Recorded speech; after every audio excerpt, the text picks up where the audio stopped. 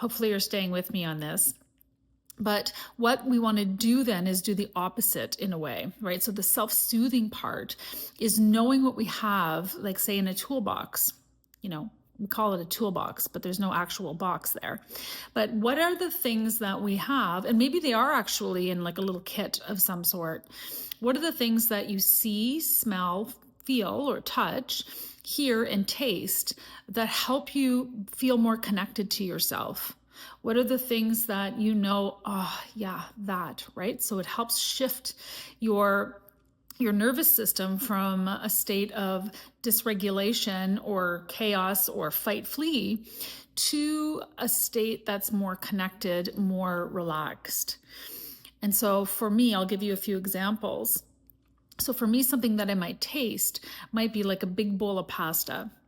Something that I might see would be, looking out into nature and just looking at the birds in the feeder, right? That gives me a sense of connection to myself. It's self-soothing for me. Sometimes, I might put a diffuser on of lavender. So something that I smell that I know my nervous system really connects to.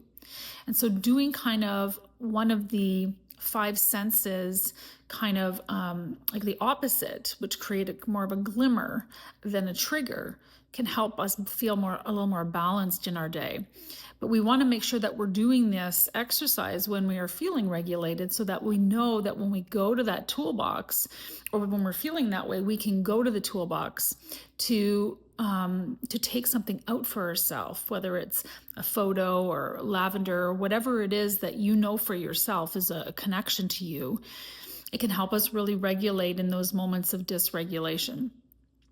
So hopefully that's helpful. So really just a quick overview is the 5 senses are the thing really that dysregulate us. It makes sense, right? It brings up an old emotion or a feeling or like a picture in our mind of something that maybe creates a feeling of anxiety or a lower mood. Falls us like we fall out of that window of tolerance for ourselves, feeling disconnected, wanting to escape. And so knowing what the things are, the things that engage your 5 senses in a safe and connected way, before you feel those ways, can be really helpful in helping self-soothe you.